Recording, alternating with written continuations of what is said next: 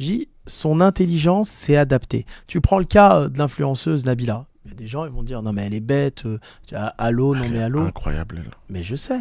Mais en fait, Incroyable. qu'est-ce que tu expliques aux gens? Je leur dis, écoutez, alors il y a 2 types de personnes. Il y a ceux qui font semblant d'être bêtes et donc qui sont 100 fois plus intelligents que vous. Il faut se méfier dans la vie de ceux qui font semblant de ne pas comprendre. Ouais. Tu crois qu'elle a fait semblant? Moi, je pense qu'elle a juste appris. Hein.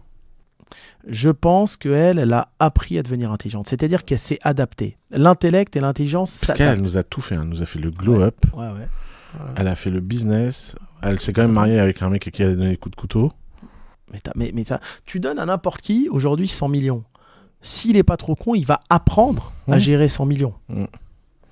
Ouais, et la plupart des gens vont finir avec 0. Mais oui. Il y a une grosse partie Parce qui que c'est le problème. Mais d'ailleurs, Nabila, franchement, dans le genre sous-estimé, qui nous a fait une masterclass. Magnifique. Parcours réussi. Comme Zaya. Ouais, tu vois, c'est vrai, cette meuf, elle est hors du commun. Ouais, c'est vrai. T'imagines, l'opprobre, la honte sociale, machin, et bam, m'associer avec Karl Lagerfeld pour faire une marque de sous-vêtements. Et qu'est-ce que tu penses? Tu as des entrepreneurs qui sont débiles. Il y en a. Est-ce qu'un entrepreneur débile peut réussir et devenir milliardaire? À la condition qu'il soit dans une industrie où c'est pas net négatif. Moi, ma thèse, c'est qu'il faut être toujours dans une industrie où t'es débile. Si t'as le cerveau d'un Elon Musk et que tu vas ouvrir un supermarché, tu fais faillite. Si t'as le cerveau d'un Elon Musk et tu envoies des fusées dans l'espace pour devenir une multiplanetary species, comme n'importe qui est débile à ce game-là, ça marche. Il faut que tu sois toujours moins intelligent que l'industrie que tu vises. Si t'as le malheur de dominer intellectuellement ton industrie, tu crées de l'ennui, et quand tu crées de l'ennui, c'est fini. Ouais, non, t'as totalement raison. Et donc, c'est hyper important de toujours aller au-dessus de ses capacités. Ouais. Et d'ailleurs, je suis pas un grand sportif, comme tu le sais, mais c'est tous les gens autour de moi dans le sport que je vois progresser, ils font de l'overcharge. Ils courent avec des poids sur la plage pour que le jour où ils courent sans poids, boum, ils montent. Et l'entrepreneuriat, c'est la même chose. Et moi, souvent, ce qui me fait...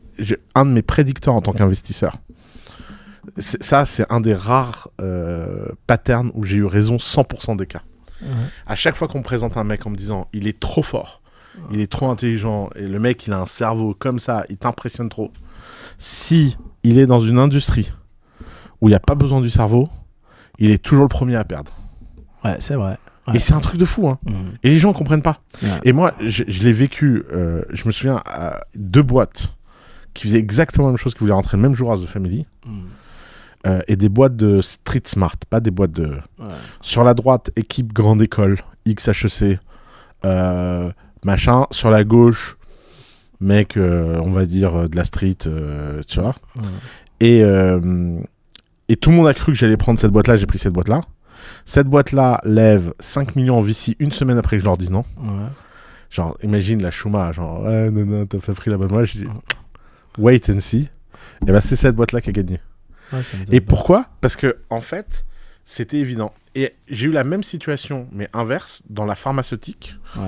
Un mec qui sortait de Polytechnique face à un mec qui était un biologiste, on va dire, qui avait compris des choses, mais qui était street smart plus que machin. J'ai pris le X, il a gagné.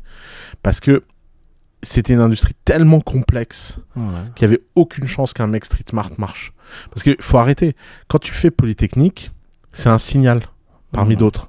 Et le signal, c'est quoi ? C'est que tu sais lire des consignes, tu sais passer des concours, tu sais être sous pression le meilleur, et aucun mec street smart ne sait faire ça. Et donc, si l'avantage dans le combat, t'es dans la pharmaceutique, et le but du jeu, c'est d'être dans des déjeuners avec des patrons de pharmaceutique et de parler de réglementation et tout, le mec, il peut avoir l'énergie qu'il veut, la volonté qu'il veut, le machin, il passe pas la barre, et c'est pas grave. Et c'est pour ça qu'en fait, tout le monde est obsédé par le product market fit. Ça, c'est l'obsession de tout le monde. Alors que la vérité, c'est le founder market fit. Non, mais ça m'aide pas.